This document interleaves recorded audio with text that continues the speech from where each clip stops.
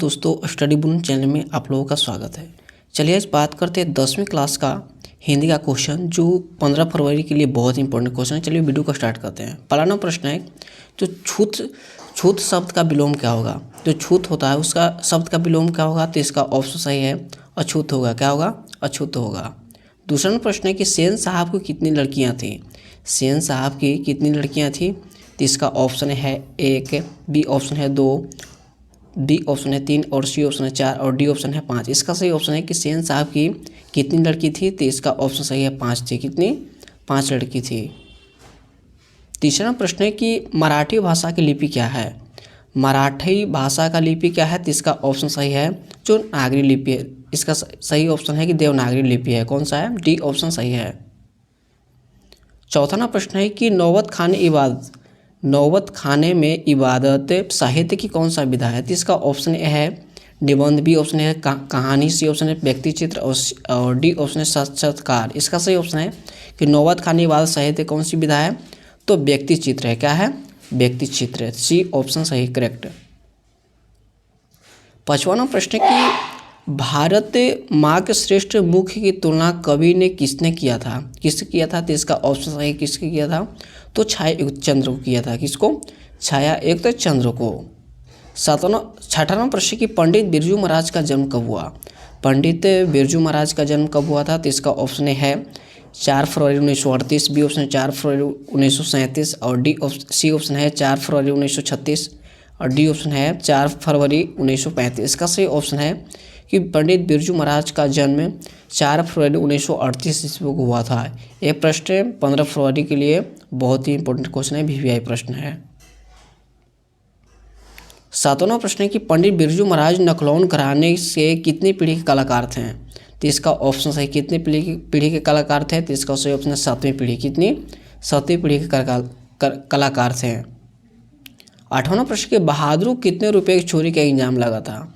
बहादुर को कितने रुपए चोरी का एग्जाम लगा था, तो इसका ऑप्शन है ए 10 रुपये, बी ऑप्शन है 11 रुपये, सी ऑप्शन है 12 रुपये और डी ऑप्शन है 13 रुपये। इसका सही ऑप्शन है कि बहादुर को चोरी का एग्जाम कितने रुपये लगा था, तो इसका ऑप्शन सही है कितने रुपये लगा था, तो 11 रुपये लगा। कितने, 11 रुपये। ये भी प्रश्न है जो वीवीआई प्रश्न है। 9वां प्रश्न है कि क वर्ण का उच्चारण स्थान क्या होगा। जो क वर्ण है इसका उच्चारण स्थान क्या होगा, तो इसका ऑप्शन है दंत, बी ऑप्शन है तालु, सी ऑप्शन है नासिका, डी ऑप्शन है कंठ। इसका सही ऑप्शन है कि जो क का उच्चारण स्थान क्या है, तो कंठ है। क्या है, कंठ। 10वां प्रश्न है कि नागरी लिपि शीर्षक पाठ संहिता कौन सी विधा है। जो नागरी लिपि शीर्षक पाठ के साहित्य की कौन सा विधा है, तो इसका ऑप्शन है सही, तो कौन सी विधा है, तो साक्षात्कार है। क्या है, साक्षात्कार विधा है। 11वां प्रश्न है कि बिस्लिमक्खा प्रसिद्ध है, जो किससे प्रसिद्ध है, तो साहनीवाद से प्रसिद्ध है। किससे, साहनीवाद से। 12वां प्रश्न है कि बिस्लिमक्खा को किस चीज़ का बुखार था। किस चीज़ का बुखार था, तो इसका ऑप्शन सही है जो शहनाई बजाने का। किसका बुखार था, शहनाई बजाने का।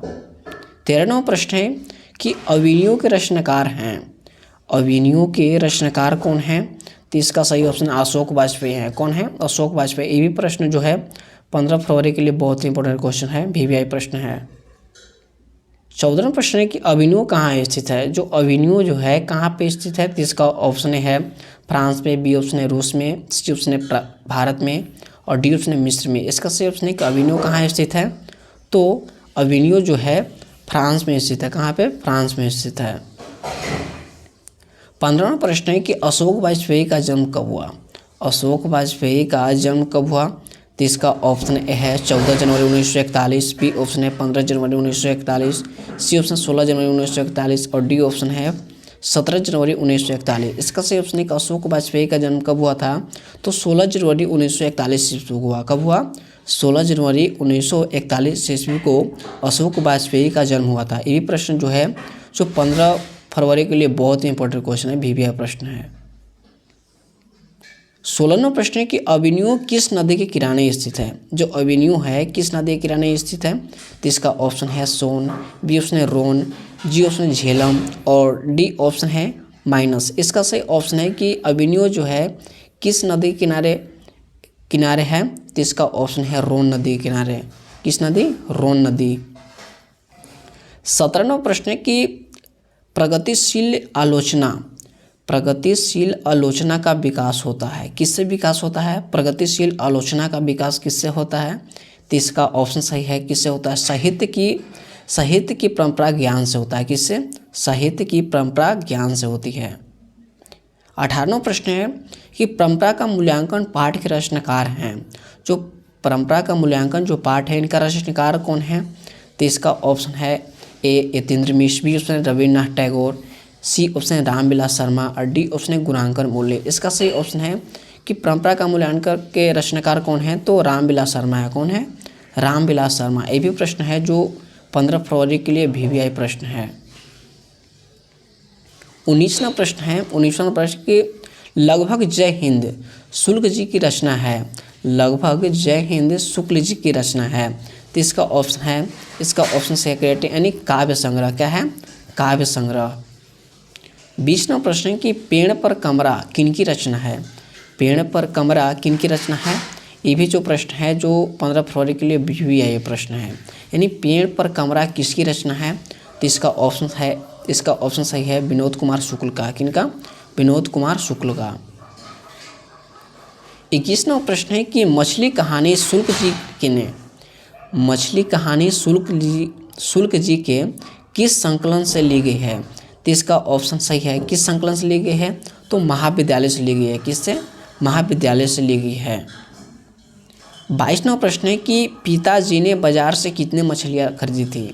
पिताजी ने बाजार से कितनी मछली खरीदे? तो इसका ऑप्शन है 1, बी ऑप्शन है 2, सी ऑप्शन है 3 और डी ऑप्शन है 4। इसका सही ऑप्शन है कि पिताजी ने बाजार से कितने मछली खरीदे? तो इसका ऑप्शन से हम मछली कितने खरीदे थे? तो 3 मछली खरीदे थे। 23वां प्रश्न, अगला प्रश्न है 23वां प्रश्न कि विनोद कुमार शुक्ल द्वारा रचित कहानी कौन है? तो इसका ऑप्शन है सही यानी मछली। कौन है? मछली कहानी विनोद कुमार शुक्ल द्वारा प्रसिद्ध है। 24वां प्रश्न है कि बिरजू महाराज किस घराने से आते थे? बिरजू महाराज ने किस घराने से आते थे? तो इसका ऑप्शन ए है Lucknow, B option Darbhanga, C option है जयपुर और डी ऑप्शन है कानपुर। इसका सही ऑप्शन है कि बिरजू महाराज ने किस घराने से आते थे? तो इसका सही ऑप्शन है जो लखनऊ घराने से आते थे। कहाँ से? लखनऊ घराने से। 25वां प्रश्न है कि महात्मा गांधी का जन्म स्थान कहाँ है? महात्मा गांधी का जन्म स्थान कहाँ है? तो इसका ऑप्शन है पोरबंदर में, बी ऑप्शन सूरत, सी ऑप्शन है साबरमती और डी ऑप्शन है इनमें से कोई नहीं। इसका सही ऑप्शन है कि महात्मा गांधी के जन्म स्थल कहाँ है? तो पोरबंदर में है। कहाँ पे है? पोरबंदर में। और 26वां प्रश्न है, अगला प्रश्न है 26वां प्रश्न कि गांधी जी ने सबसे उदात्त व बढ़िया शीशा किसे कहा? यानी उदात्त व बढ़िया शीशा किसे कहा? तो इसका ऑप्शन है सही अहिंसा का प्रतिरोध। किसको? अहिंसा का प्रतिरोध को। और 26 प्रश्न से अपनी वाणी को विराम देते हैं और स्टडी बॉन चैनल को सब्सक्राइब करें, बेल आइकन को प्रेस करें और ज़्यादा से ज़्यादा शेयर करें। मिलते हैं नेक्स्ट वीडियो में। जय हिंद, जय भारत।